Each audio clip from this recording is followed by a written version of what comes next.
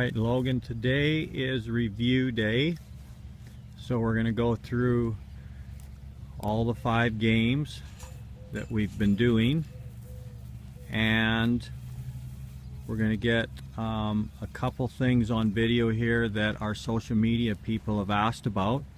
The first one is talk about the friendly game. So as you being my student, what do you know? Can you remember what I told you, why we start the friendly game with the stick? What was taught to me about that stick? Remember my mentor, when he went and cut the stick off the tree and had the ponies in the round pen? What did he do with that stick? He was 5 years old. His parents bought him a couple ponies, stuck him in the round pen, told him not to go in there. He desensitized them to the stick and used it as an extension of his arm. Right, and so eventually he poked that stick through the fence and he was scratching them. You know, horses are curious and they'd come up and smell that stick, right? Kind of like you've got it there. It's an extension of your arm, right? So now, if it just pretend like you don't know this horse very well and use your stick rather than go reach in there with an arm and get it kicked or whatever, right? So use that stick and start the friendly game. First of all, as an amateur, me as a teacher, me being an amateur on camera, talk about the zones. Tell me what you know about the zones and what I told you about the zones. Why do we do the friendly game? What are we trying to find out? Where your horse likes to be rubbed and scratched. And what else? And where he doesn't like to be rubbed and be scratched. the So oh no zone. exactly, the oh no zones, right? All right, so just tell the people, where's zone 1? Zone 1 is from here. Nope, that's the delicate zone. It's from the top of that there. From here and forward. Right, so in the muzzle, around, so from the front of that halter, around, they call this part here the bossal part, right? Because that's what the horse hits, right? So anything in here and forward is zone 1. Anything up in here is called the delicate zone, right? And then wrap your halter around the withers like I showed you and show them where zone 2 is.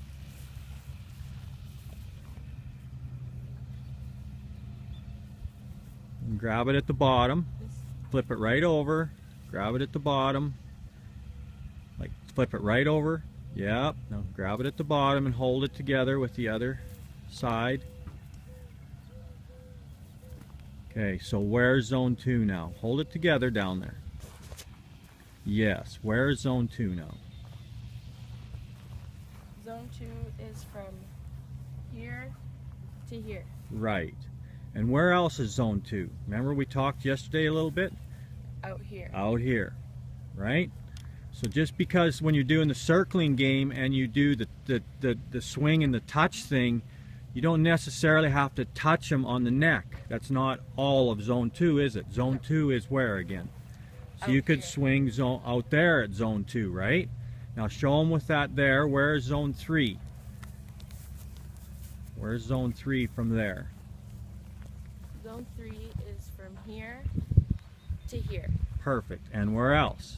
And out here and out there. Good job. Where's zone 4? Zone 4 is from here To the top of the tailhead. to here. And where else? And out here and out there. Good job. Where's zone 5? Zone 5 is from here Yes. and out. Good job. All right, so there's the 5 zones, right? Now you would use your stick before you go grabbing on a horse that you don't know and go to rubbing on all them zones, right? You're trying to make a face for sure and scratch and find some zones that he likes, but you're also trying to find the oh no zone. right. Where is he going? Okay, and I want to talk a little bit about approach and retreat. Hold this camera on me.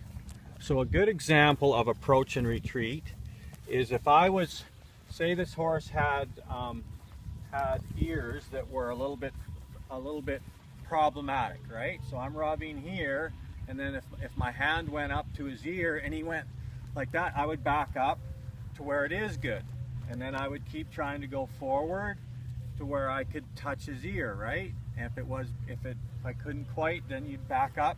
Same with grabbing a leg here, right? Is if I went to pick a leg up here, and see there, so he's not liking me reaching down here, so I'm going to back up to where he does like it, and then I'm going to go down here to where I think that maybe I could pick a leg up. Oh, he didn't like it. I'd retreat. So approach and retreat on trying to find your own O-zones. Retreat to where it is good. Same thing if I was playing the friendly game, which we're going to here, with the stick and string. We did this a little bit yesterday and put it on camera. If he couldn't handle that, then I would retreat to where he could handle it. If he couldn't handle it there, I'd put it out here. But see how I stay rhythmic? I don't go and then watch, because horses will teach you to stop doing this. So I'm going to, rather than go up here, and if he didn't like it, and then stop, pretty soon he gets learning how to play games with me and makes me stop doing it. Same as for instance, if I wanted to, watch when I go up the side of this horse. He's going to put his nose in my way and not want me to go up there. Okay, he made a liar out of it. Let's go the other way.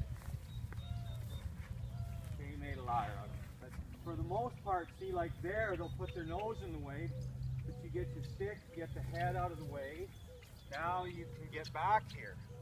And I notice a lot of people, when they're playing with their horses, they stand, they do talking, whatever, from right here. Well, these horses are real used to these zones because this is where we halter them, and this is where we cinch them from. So right away, when I get a horse, I'm wanting to be on this side, back here, in this zone, and be playing the friendly game from back here, because nobody does it. Right? I want my horse to be good, comfortable with me in all the different zones. Right? Now, I want you to take over.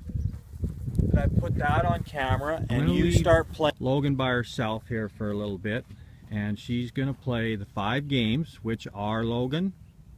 Friendly game, steady pressure, rhythmic, and I'm drawing a blank. Yo-yo game. Circling game. Okay, so in that being said, what are the phases in the steady pressure game? Hair, skin, flesh, and bone. So just give me a demo, moving the hindquarters around. Tell the people how you're going through them phases. How's your finger working? People say, okay, hair, skin, flesh, bone. What does that mean? All right, so show us what that means. Or you can do it right there in the forequarters. So rub first, friendly game, right? See how your horse is moving? Get up there and rub. Friendly game first, before and after, right? Yeah. Okay, now show me how you're going to use the hair, and then if need be that isn't working, you would go to the skin. Oh, that's not working. Go to the flesh. Oh, that's working, and then you're going to back up to the skin, or the hair. Hair, okay? Okay. So you just start by just gently having your hands rest on the hair. Okay. And suggest the movement. With what? Focus. We always use that word, focus. Focus where you want to go. Okay. You're going to move the forequarters around the hindquarters, and you're on the hair. Now you're maybe going to the skin. Now you're backing off to the hair. Make sure the nose goes first. More nose.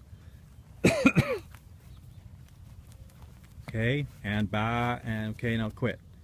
What do you feel like you used to make a move there? The skin. So it was the skin. We'd like it to be the hair. Probably went to the skin, backed off to the hair, had to go back to the skin, maybe had to do a little flash, got him, moving, tried to back off to the hair, and it ended up skin. All right, so that's the 4 phases in the steady pressure game, right? Yeah. What are the 4 phases in rhythmic pressure?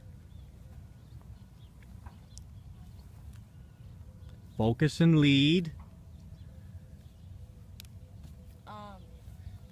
So I'm moving the hindquarters. Okay. Sorry about that. So there's a couple different ones here. So if she's moving the hindquarters, it's lead, lift, swing, touch, right?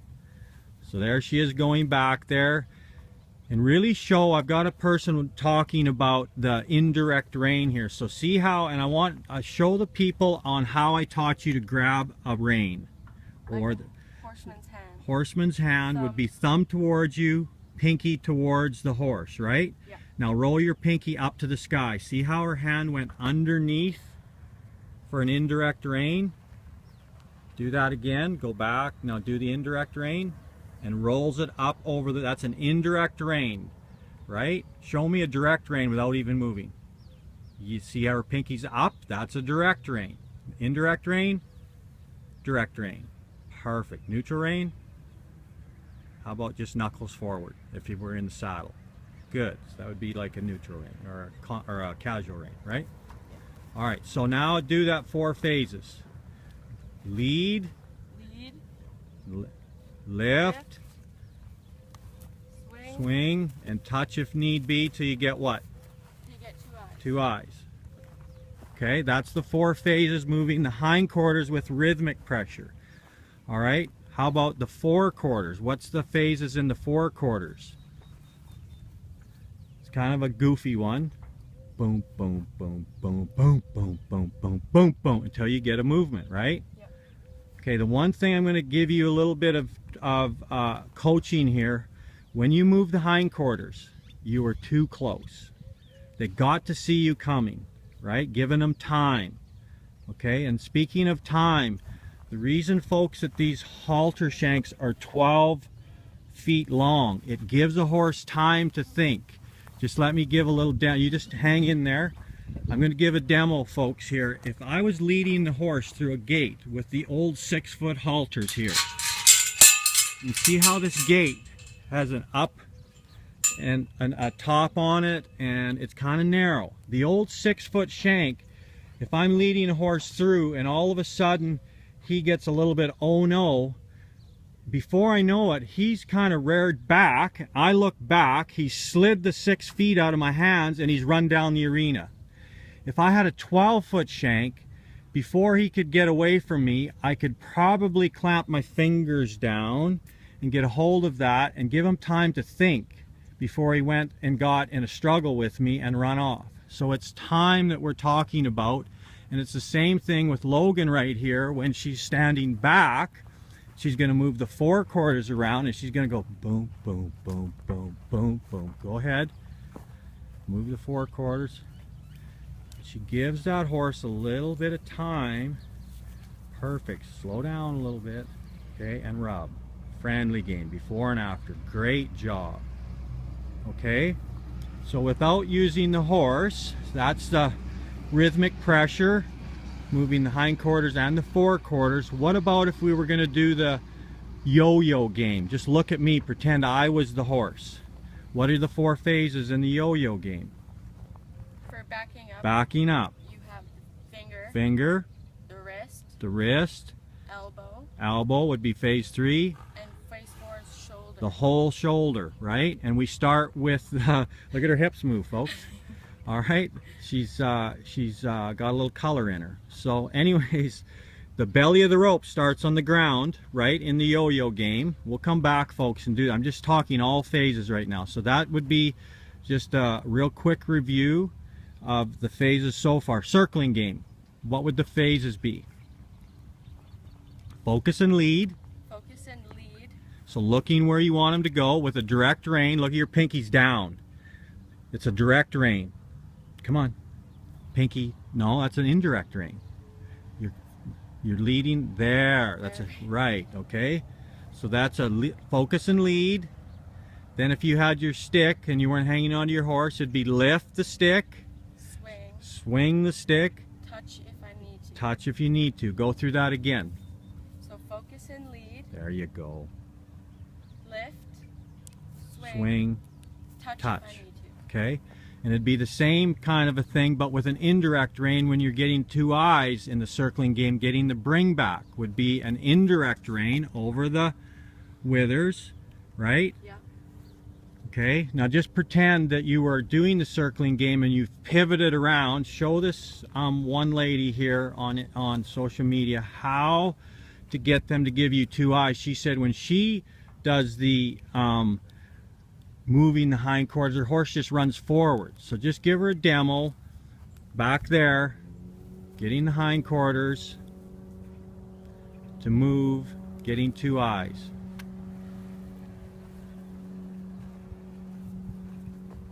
Yeah. See how this horse wants to bend already? So the chances are when she does the indirect rein, she's going to get a bend in the neck and the head. And then when she puts pressure on zone 4, he has no choice but to give her 2 eyes because she's on a great angle. Okay, the only thing, again, Logan, you're close to your horse again. So make sure, remember we talked about playing that friendly game from a good sticks width away so we can see. There you go.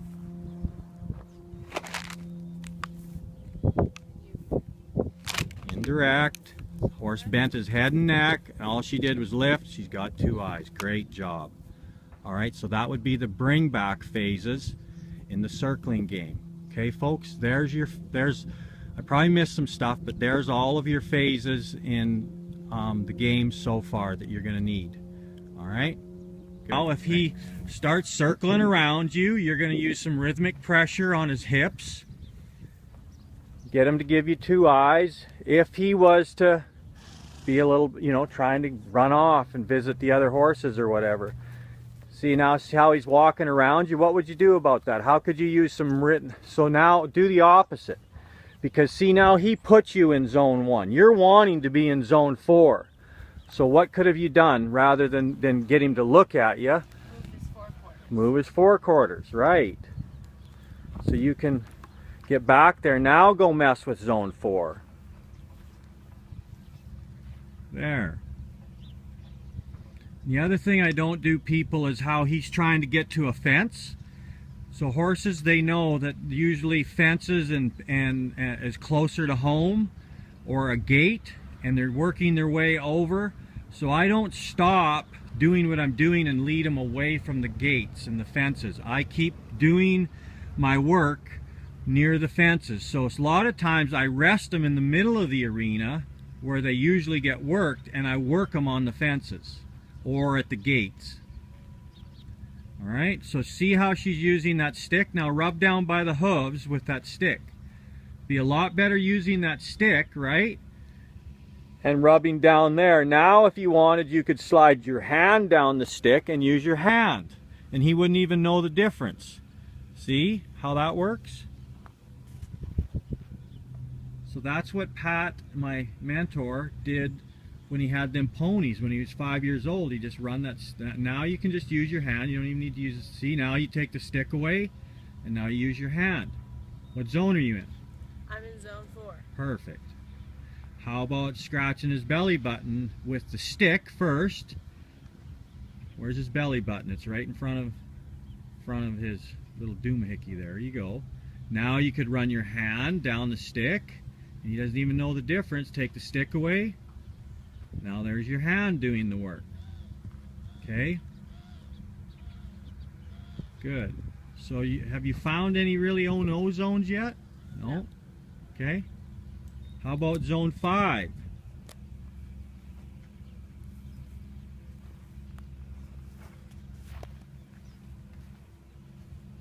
What did I tell you about zone 5? What could we do to massage the bone? The tail, there you go.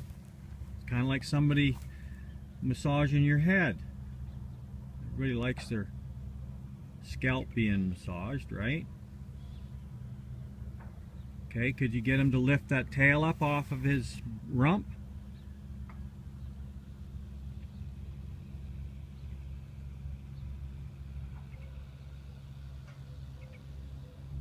Right above the bunghole there. Just massage your finger around. See how his tail's clamped down? So there's kind of a spot there where you could, you know, you got to stick a thermometer in there someday, right? So just something to keep in your memory bank there is like, how can I get them to relax that tail there? If you just massage right on the top of the soft part there. There you go, it's starting to come a little bit, right? So you can go there a different day, get it a little bit better. You don't have to get it perfect today. Okay, now what are you going to do? You didn't find any on this side. Move to the other side. Move to the other side. What's a polite way to move to the other side? How about putting your hand or the stick underneath his jaw and flipping his head over your shoulder and not moving your feet so much? There you go. Now you're on the other side using your stick.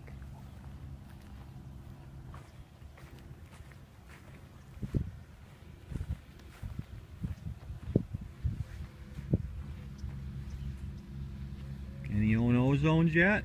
No. How about using that stick and scratching his belly button underneath there? So that's kind of, I'm always, I just know from being around horses, I'm going to spend more time in zone 3, 4, and 5 than I am in 2 and 1, because it's pretty natural to spend your time up there when you're haltering and everything else.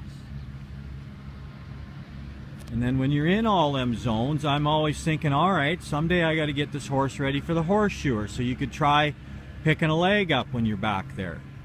Front legs, back legs.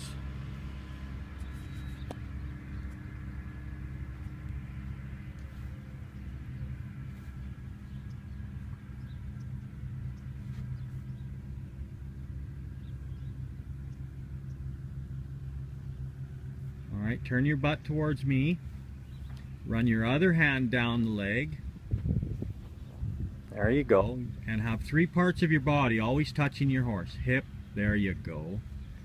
Just see if you can get that leg up off the ground and swing it back and forth. Kind of pull your left leg back towards your horse's muzzle. There, now you got more, now your base wide and you can pull on something without trying to lift it up off the ground.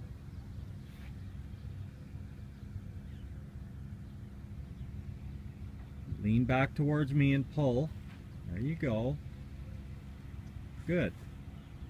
Good. And let it down and rub. Alright, good. Now back up towards me. Way back towards me, and start playing the friendly game, swinging your stick and string in all the zones. Get up off the... There you go. Just walk backwards. Start swinging. Walk backwards. Lots of backwards. Come on, walk backwards. Over there. Good. So the other part of too, now we're going to start thinking about some steady pressure things. So leading them backwards, playing that friendly game with the stick and string. Sorry about the videoing, people. So seeing how now you're starting to get what's soft right there. A steady pressure game by walking backwards. Zone 1. Well, kind of zone 2. See right here, when you walk backwards, you're pulling on this and you're starting to get this soft, right? And just so everybody knows, and I want you to see this, is how that we teach horses to stay in between our hands and stay in between our feet.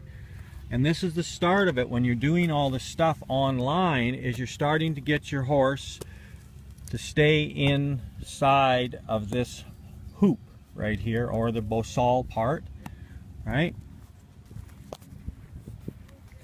Walk backwards, swing that up.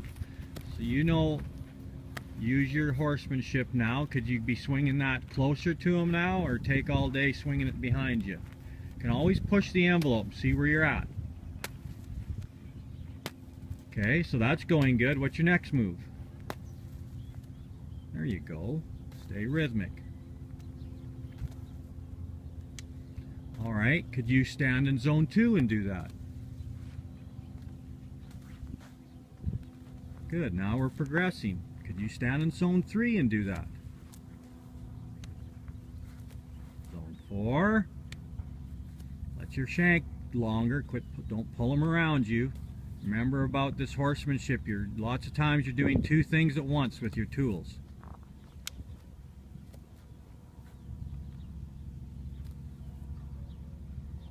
All right, can you stand in zone 5 and do that?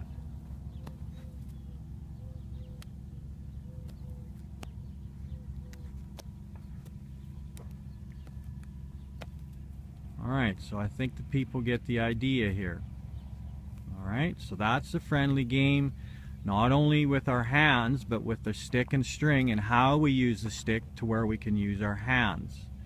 All right, now somebody asked me about getting a horse to give you a face. Can you get a face on this horse anywhere, scratching him anywhere? She said, I can't get my horse to give me a face. My comeback to that is, yes, you might not get it for a while, but you keep playing the friendly game in all the zones day by day, and you'll just find more and more places where your horse likes to be scratched, and maybe get him to start giving you a face. It might not happen for a month, but you'll learn on how to put your heart in your hands and rub out your horse all over with it. Try and get some faces. Now I know from other horses scratching, where do they usually get them horses giving a face to each other? Where do they grab each other? Right, maybe a little farther up on the mane. Right, so pretend that you're another horse and you're gnawing on him with your teeth and scratching him with your teeth. See if you can get a face.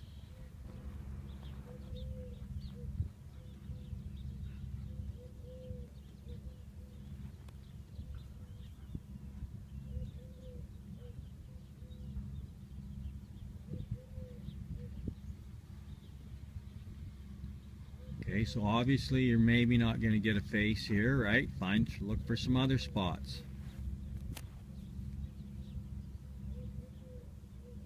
See how this horse, when she grabbed onto it, he was kind of flipping his butt around, kind of knocking her out of the way with his muzzle. Well, now that she's kind of got it in massage therapy, he's got his feet still, and he's like, I kind of like this human. She just grabs me out of my pen instead of rides me. She scratches me.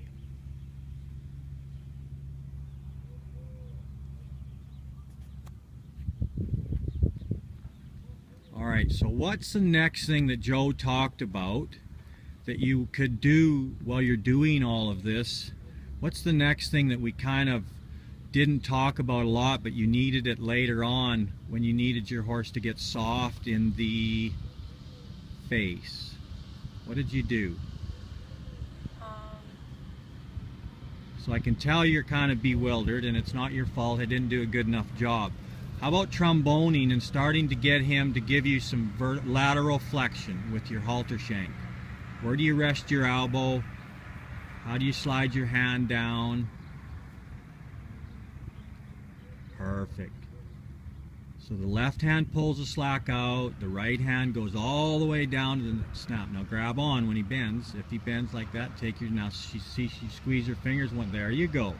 We need lateral flexion in order to control these horses, especially from right off the bat, and we're going to start doing all these games. So we need to make sure that they're really soft in the neck and the bosal part. Eventually we're going to stick a bridle in there, right? See your fingers go 1, 2, 3, 4, so there's 4 phases to it. Just hang in there, and there you go. Right? Try and hang on till he gets soft. Don't let go when he's wanting to pull it out of your hands.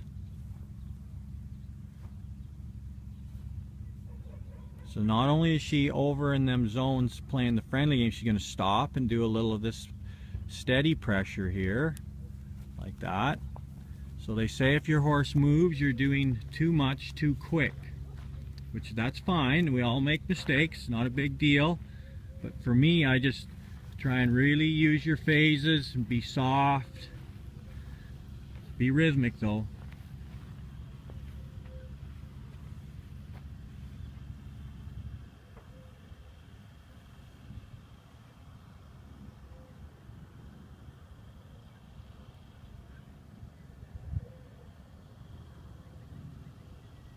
And like Go when he's soft, right? So you just kind of got to time it there. All right. Can you talk to me about what Joe told you about how things are weighted? And the phases are about the Pavlovian theory, which is you ring the bell and feed the dog the steak, right? Well, pretty soon when you ring the bell, before you even bring the steak out of the freezer, the saliva is coming out of the dog's mouth, right? So talk about how that halter's weighted. Remember I told you how it's hinged and weighted? I can see you're bewildered again. So this halter is back braided here. Hang on to that. All right, so there's a hinge. See how it wants to bend right here? Then it wants to bend there, then it wants to bend there, and then it wants to bend there. So when you're doing stuff, your phases with rhythmic pressure, but sliding it down there and pulling, see how that's coming up like that? And it's warning the horse that pretty soon you're gonna ask for more because of the hinges in it, if you do it right. All right?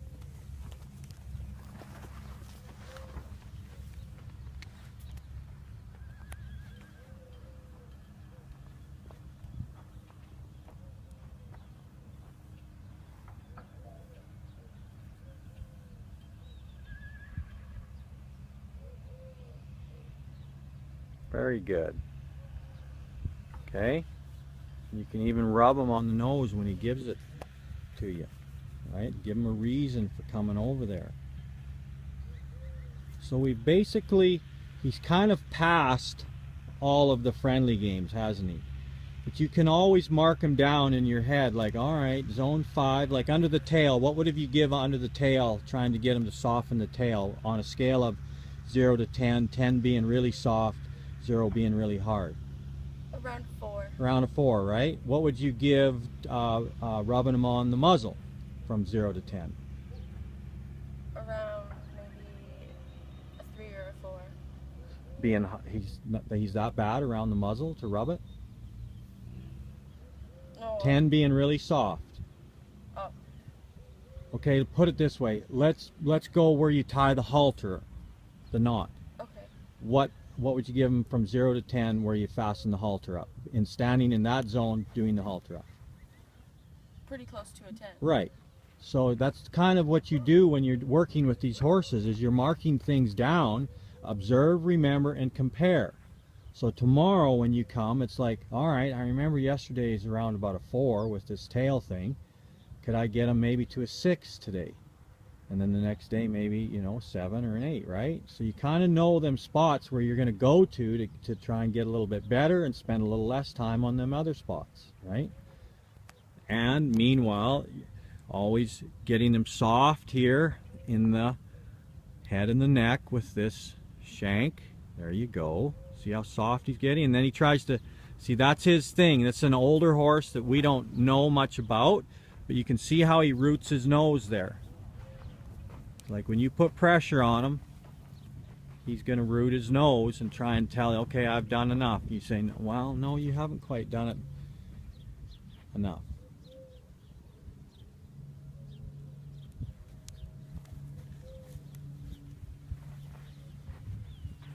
So see how you're fumbling with your tool there? Yeah. And you have to let go and reward him for rooting because you're not very good with that tool. So you got to find a place for that tool that would work so you're not fumbling with it.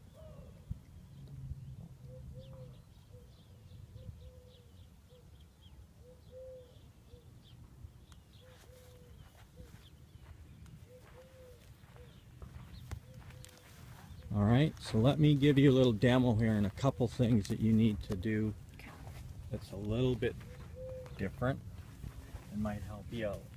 So, and this is just naturally what I just did with that stick. So, number 1, I got to have slack in that in order to make my hinges work, right?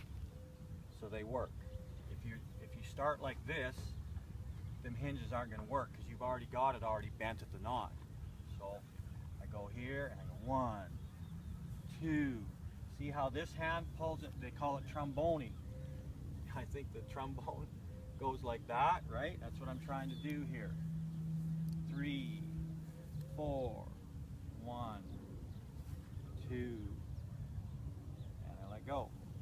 let go before he takes it from me. I might try and hold it a little longer the next time. 1, 2, 3, 4, 2. See how my elbow closes each time? See how he roots it? And let go. Okay, just a little bit of a demo there that might make things easier for you. How about the other side? And always kind of remember, folks, don't stand there and dwell on one thing and try and get it perfect. You can always come back to it. Just mark it down in your little brain. Go somewhere else, do something else, come back. You can get it a little bit better later on in the session. Tomorrow, you're going to ride these horses 5 days a week, 30 days a month. 20 years of their life.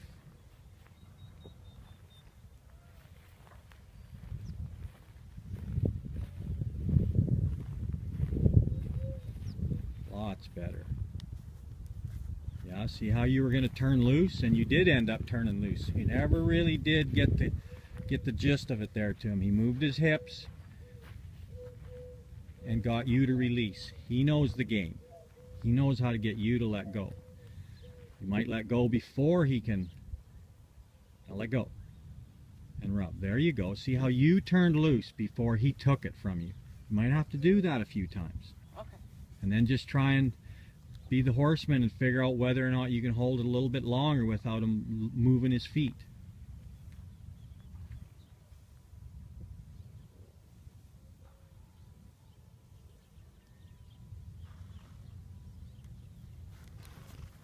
Hang in there then and just jockey around. Good, good. So you just have to swivel your butt around and get a little bit better. Drop your stick. You'll get better with time. Figure something out there. Put it in between your legs. There you go.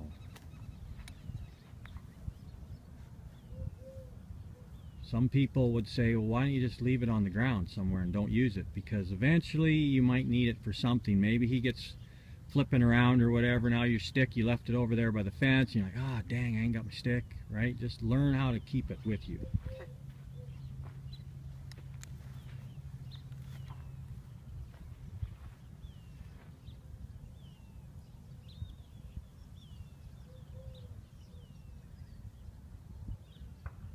Good job.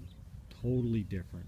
All right, folks, so that is the friendly game and lateral flexion here on this video. And any of you that watch this on my Instagram channel, Competitive Horseman, I just give you tease videos. They're only a minute long. You're gonna have to go to my Facebook Competitive Horseman page or my YouTube page, Competitive Horseman, to watch full videos of this. So if I edit this video and give this last little minute and put it on Instagram, if you guys want to know this horsemanship, I'm going to walk Lauren up the stairs here, or Logan, I'm sorry, and try and get her as much horsemanship in her before she goes home in a week or 2 or 3, whatever her thing is here. Follow along here, and we're going to try and get her to, when she goes home, she's got as much information as she can. You guys watch along. Hopefully you can do the same thing at home. All right, send me likes, subscribe, all that kind of thing, and let me know that you're enjoying my content.